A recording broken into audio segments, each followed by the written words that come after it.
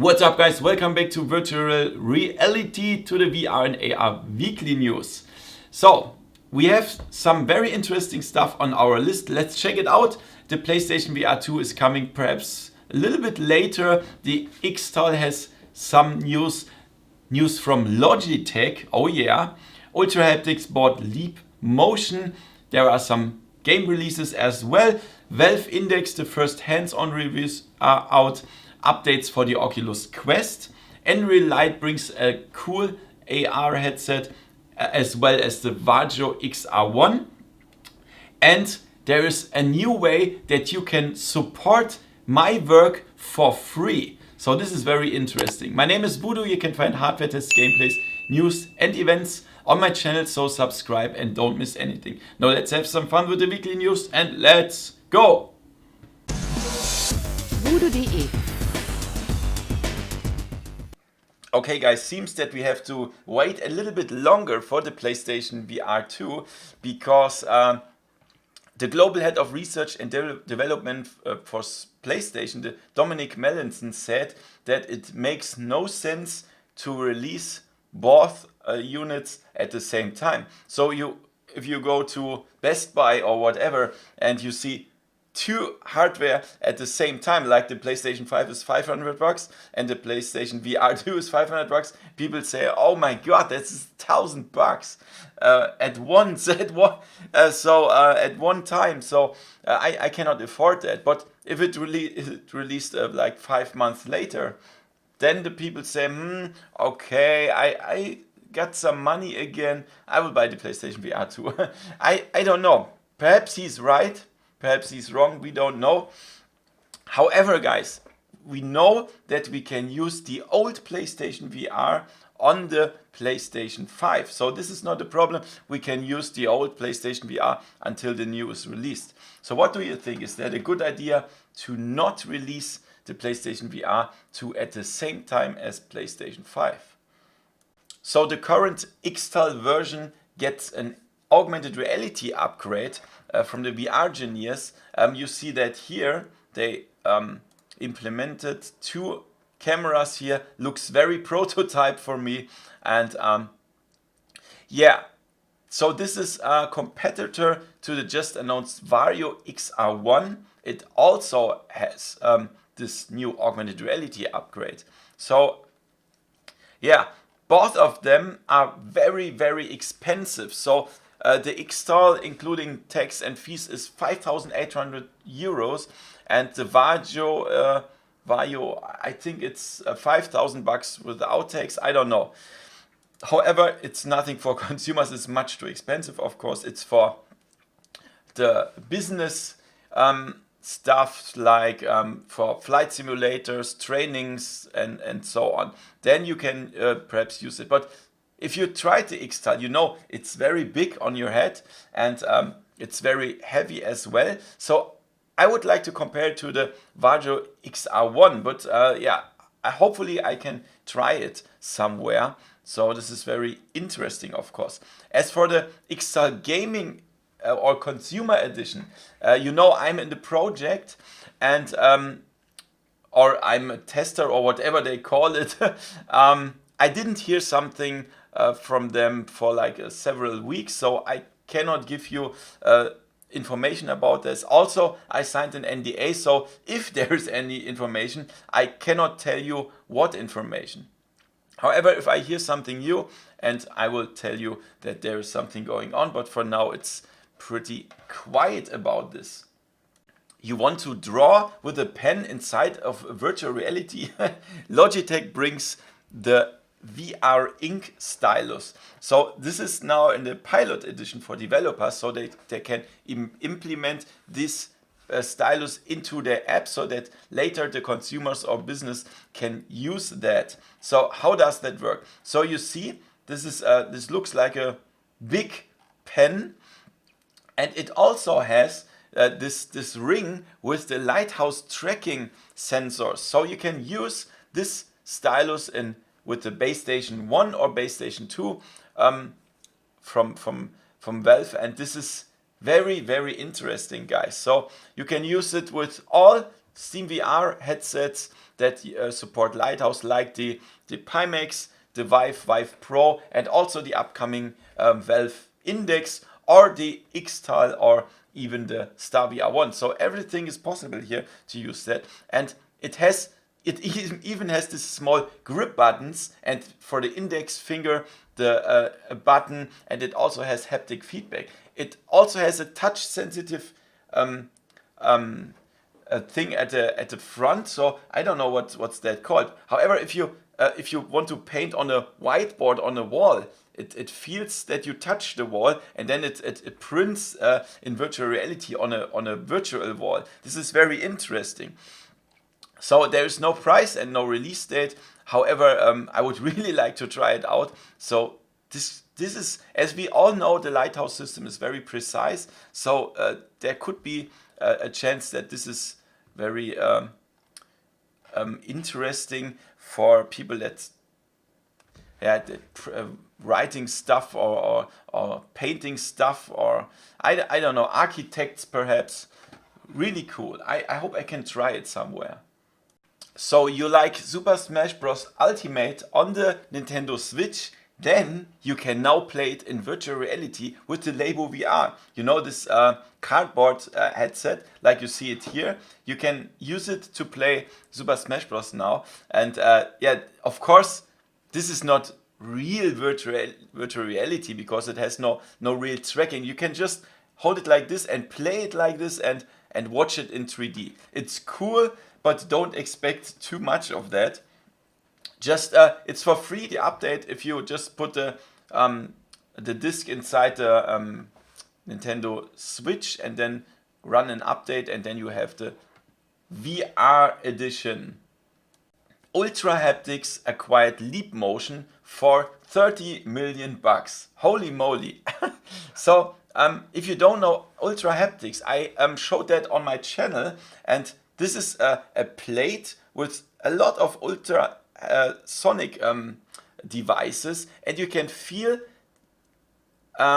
items that are not really there. You can feel that in the air. It's with ultrasonic. It's so awesome. And yeah, Leap Motion, you know, this is this device here where they do hand tracking, optical hand tracking, and I can really imagine that this is a very good combination. I'm wondering what products they will release in the future. So a good combination. For the guys that have the Leap Motion, there will still be consumer support. So this is not closing down only because of the that Ultrahaptics acquired them. Very, very interesting. You want a relaxing VR game without shooting stuff, bad robots, or people trying to kill you, then you should go for this. Garden of the Sea. It's by Neat Corp, and Neat Corp did Budget Cuts, and as we know, Budget Cuts is a really cool game. So I'm really looking forward to Garden of the Sea. So this is a mix of a Stardew Valley and Pokemon. So if you like, you can find some creatures, but you can also just discover the world and plant some stuff and yeah, harvest your crops or whatever. This is very interesting. However, there's not much more information. Perhaps we will see that at E3. The very promising VR adventure ZED is coming on June 4th. So only 2 days or what? Yeah. This is not a long time. And if you check out the screenshots, this looks really, really awesome. And this has an open world and also puzzles, so you can go everywhere you want. But however, I will try it myself and then tell you how I think it is. So if you didn't subscribe, you should do that now, and then you will see my gameplay of ZED. I'm really looking forward to that. So the first hands-on on the Valve Index are finally out, and as I see, I think this is only the US press that got the Valve Index. Is that right? If not, then please write it in the comments. However, I don't think this is a this is nice of Valve, only send it to the US. Why shouldn't we try this out in Europe or Asia or wherever? This is a little bit strange. However, this is not the perfect headset. It has some issues, like it has still God rays, it has still, you can still see the pixels, and however the sweet spot of this headset is really good. So you can even look at the sides without the picture getting blurred. So the sweet spot is very big. The comfort is also very, very good. The sound is good, and I think we can really expect a pretty good headset with a little bit bigger field of view. However, the Knuckles controllers or the Valve Index controllers are, perhaps you should not be too overhyped about them, because the games need to support these controllers. If they don't support it, they could be worse than the old Vive controllers, because you cannot use the grip buttons for grabbing stuff. You have to push a button, because the Valve Index controller don't have a grip button. Or you have to configure the buttons for every single game before you start it. So I don't know. I really hope the developers integrate Knuckles support for the release. And there's something else. The full features of the Index controllers is only available with one app, the Aperture Hands Lab gameplay by Valve. This is a short experience that shows the possibilities of the Knuckles controllers. And this is the only app for now that supports all the stuff that the Knuckles can do. So I'm not really sure if every developer wants to do the work and integrate the full features of the controllers. So this could be not as good as many of us think. We have to wait. I will get the Valve Index on June 28 or whatever, because I was one of the first guys that could do the pre-order. However, I think Valve should send some review units to other countries. I don't know why they only send it to US. Of course, yeah, they are in the US, but this is not usual that the companies only send it to their own country. However, I'm looking forward to the Valve Index, and of course I will do a cool review as soon as I got it. There will be an update for the Oculus Quest soon that will support a 3 degrees of freedom mode. So perhaps if you have the Quest at home and you switch out the lights, you will notice that the Quest is not playable anymore. It just blocks everything and says it's too dark. Switch the light on. With the new mode, it gets Oculus Go mode. It's 3 degrees of freedom, so you can turn the head and look up and down. It doesn't completely block your gameplay. So this is really cool for people that want to watch videos, just switch the light out and relax on the couch and watching some videos. This will be possible with the next update. Also for the videos, there will be a 60 Hz mode that is more compatible with videos than the 72 Hz mode. Also we will get dual controller input. So perhaps if you notice that you want to type on the virtual keyboard, only one of the controllers has this laser pointer. With the update, you can use 2 controllers at once. I have no idea when the update is coming, but it should be in the near future. So the sales of the Oculus Quest version of Superhot was 300% higher than the Rift version without cross-buy. This is very interesting. However, they didn't tell us any time range, but this is really, really cool, and this is what I expected before the launch of the Quest, that the Quest will push VR everywhere. So what do you think, guys, in your environment, in your at your friends or whatever? Are they interested in the Quest? Did they already buy a Quest? This would be really interesting if you could tell me that.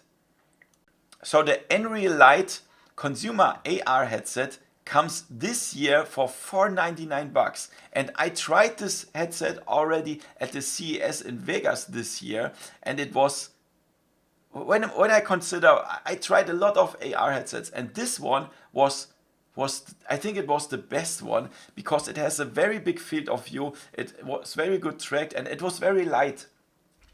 The only thing is, you have to connect it to your smartphone. This is very important, and the smartphone has to be pretty performant. So you cannot use any smartphone. For me, I have the Google Pixel 3 XL, and this is very powerful, and it also has a USB-C that supports DisplayPort out.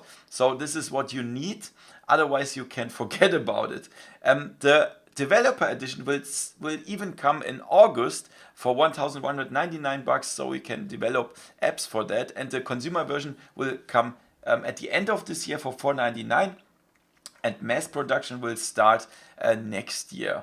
This is one of the first AR headsets that is affordable for consumers. I'm really looking forward to that. So the next PixelRip episode will be released this year, and it's called PixelRip 1995, and it teleports you to the 1995, where the Sony PlayStation 1 was released, and also Nintendo 64. If you don't know the old game PixelRip 1989, it was so cool. You sit in a classroom, you have to free the world of pixels with your Game Boy, and you have to check out that your teacher does not see that you are playing in the lessons. This is so cool. Well, this is one of the good VR games on Steam, and you can play it on Steam, Oculus, and also PlayStation VR. I really hope that they will do a Quest version of PixelRip 1994. If you didn't see my gameplay, check out my channel, then you see it from PixelRip 1989, a really cool game. Varjo announced, as I told you before, the XR1 augmented reality headset, and this is really promising. So if you check this out, it shows a real cockpit. This is a real live cockpit, and then now he's filming through the lens. Check this out, and now we can see the real cockpit still, but also the virtual environment. So this is really awesome for flight simulators and stuff. And as you can see, this looks much lighter than the XTAL headset, and it has two 12 megapixel cameras, and this is amazing, guys. We really need this. I want to try this. It has also eye tracking, and you can switch between the two modes, AR and VR, and check out this. This is a real view from the two cameras. This looks like photorealistic, and now the cockpit is glowing, so this is the AR effect. Also here they spawn a car on a parking lot. We see some tracking problems here, the car is moving around, they should fix that. And here they also spawn a car in a repairing station or whatever that is. It's so interesting. It will be released in the second half of 2019. The price is unknown, but the other Varjo headset costs like $5,000, so I don't think that this one will be much cheaper. We will see. I would really like to try that for the comparison to the XTAL headset. Very interesting. Are you Amazon Prime customer? If yes, if you pay yearly for Amazon Prime, then now there is a way to support me for free. You will send me like $5 per month, and you don't have to pay this $5 per month. Isn't this awesome? So you could really help me for free now. So how can you do that? So if you have Amazon Prime, then just go to this page. It says twitch.amazon.com/prime/country. Then choose your country. Let's go to United States and click here. And then he's going to the page that you need to sign into your Amazon Prime account and then connect it to your Twitch account. If you don't have a Twitch account, just make one. It's very fast. And then when you have connected your Amazon Prime with Twitch, Then you can go to my profile. It's twitch.tv/VoodooDE, and then you can go here on subscribe. And then I will get 50% of the $5, so $2.50 per month, and you don't have to pay this. With Amazon Prime, you can support one channel per month for free. So this would be so awesome. I would love you if you can do this once per month. So just set you a reminder for the first of every month that you want to support VoodooDE. And then you can, once per month, you can click here on subscribe, and you will get some special smiley at my Twitch live streams and stuff as well. Everything is for free. If you pay for Amazon Prime, you are good to go. You can just support me, and it costs you not 1 cent more. Isn't that awesome? So I know the most people don't want to pay anything to support me via Patreon or stuff. I can totally understand that, because the internet is for free and stuff. But now you can support me really for free. Would be awesome. I put the link for my Twitch channel under this video, and also the link where you can connect your Amazon Prime with Twitch. This is directly in the comments under this video, and if you would do that, it's awesome. If you want to support me via Patreon, this would be also awesome. I would like to thank the new patrons this month, Lee, Andreas, and Philip, and of course my official Patreon sponsor, VoodooDE VR, that pays me $50 per month. This is awesome. So guys, if you really want to do that, write it under the comments. If you did that, I would be so glad. So awesome. Think about it. I got like, together with my German and English channel, I have 19,000 subscribers. If only 2,000 of them have an Amazon Prime account and would do this every month from me, I could go full-time YouTube and don't have to worry about the money. Because for now, I have a little problems with the money, because everything is very, very expensive. All the headsets, all the traveling to United States and stuff. Holy moly. Of course, you don't need to do that. But if you want to do that, if you want to support a cool VR channel, then think about it. However, guys, I would like to know, what VR game did you play this week? What was your favorite VR experience this week? Write it in the comments. I'm really, really interested in that. So if you liked the video, give me a thumbs up and subscribe to my channel, and see you next time in virtual reality. See ya! VoodooDE